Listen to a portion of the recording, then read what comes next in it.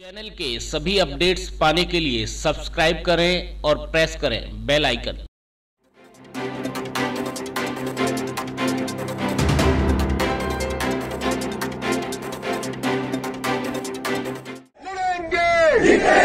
सरकार तुम्हारी गुंडागर्दी नहीं चलेगी, नहीं चलेगी। सरकार तुम्हारी गुंडागर्दी नहीं चलेगी, नहीं चलेगी। हरियाणा में सड़कों पर क्यों उतरे किसान?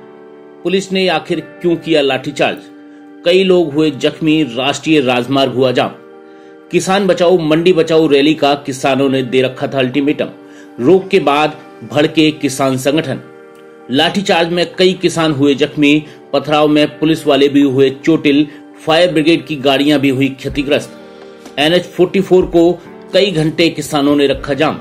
नीलोखेड़ी से लेकर शाहाबाद तक लगी लंबी वाहनों की कतारें। केंद्र सरकार की ओर से लाए गए 3 कृषि अध्यादेशों के विरोध में प्रदेश भर के किसानों ने गुरुवार को जोरदार प्रदर्शन किया। रोक के बावजूद कुरुक्षेत्र के पीपली में किसान बचाओ मंडी बचाओ रैली के लिए बड़ी संख्या में किसान, व्यापारी और मजदूर पहुंचे। उन्हें खदेड़ने के लिए पुलिस ने लाठीचार्ज किया। लाठीचार्ज के विरोध में किसानों ने भी पुलिस पर पथराव किया। हरियाणा सरकार ने पीपली में प्रस्तावित किसान बचाओ मंडी बचाओ रैली पर रोक लगा दी थी। पुलिस ने सभी जिलों में रैली में शामिल होने जा रहे किसानों को रोकने का प्रयास किया। इसके बावजूद भारी संख्या में किसान, व्यापारी और मजदूर रैली के लिए कुरुक्षेत्र के पीपली में पहुंचे। पुलिस ने उन्हें खदेड़ने के लिए बल प्रयोग किया। गुस्साए किसानों ने भी पुलिस पर पथराव किया। 1 घंटे तक दिल्ली चंडीगढ़ राष्ट्रीय राजमार्ग पर नीलोखेड़ी से शाहाबाद तक वाहनों की लंबी कतारें लगी रहीं। मंडी में किसानों को संबोधित करते हुए भारतीय किसान यूनियन के नेताओं ने कहा कि सरकार ने अन्नदाता पर लाठी चार्ज कर गलत किया है। अब हम सरकार को 4 दिन का समय देते हैं। 4 दिन में सरकार तीनों अध्यादेशों को वापस लेने की बात मान ले। अगर सरकार हमारी बात नहीं मानती तो प्रदेश भर के किसान 15 सितंबर से जिला स्तर पर धरना शुरू कर देंगे। आइए आपको बताते हैं कि आखिर क्यों इन अध्यादेशों का विरोध कर रहे हैं किसान। नंबर 1, एसेंशियल एक्ट 1955 में बदलाव। पहले व्यापारी फसलों को किसानों के औने पौने दामों में खरीदकर उसका भंडारण कर लेते थे और कालाबाजारी करते थे। उसको रोकने के लिए एसेंशियल कमोडिटी एक्ट 1955 बनाया गया था, जिसके अंतर्गत व्यापारियों द्वारा कृषि उत्पादों के एक लिमिट से अधिक भंडारण पर रोक लगा दी गई थी। अब इस नए अध्यादेश के तहत आलू, प्याज, दलहन, तिलहन व तेल के भंडारण पर लगी रोक को हटा लिया गया है। किसान और किसान संगठनों का मानना है कि सरकार की इस नीति से किसानों को नुकसान होगा। Number 2, contract farming. The farmers agreement on price assurance and farm service ordinance.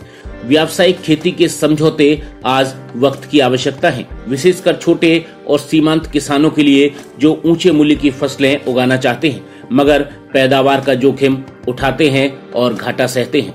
Number 3, farmers produce trade and commerce ordinance.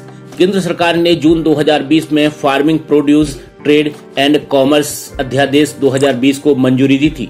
इसके तहत किसानों को APMC में अपनी उपज बेचने की बाध्यता नहीं होगी। केंद्रीय कृषि मंत्री नरेंद्र तोमर ने इसे लेकर कहा था कि किसानों को उनकी बिक्री की आजादी के लिए APMC एक्ट में सुधार नहीं किया गया है, बल्कि यह एक नया एक्ट है और यह व्यापार के लिए है। इसका नाम किसान उपज व्यापार वाणिज्य संवर्धन और सरलीकरण अध्यादेश 2020 है।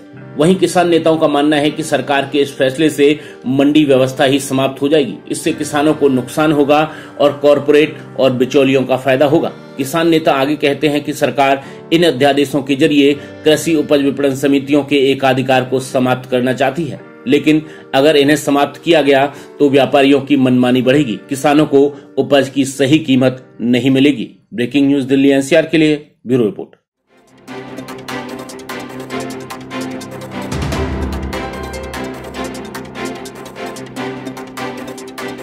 चैनल के सभी अपडेट्स पाने के लिए सब्सक्राइब करें और प्रेस करें बेल आइकन।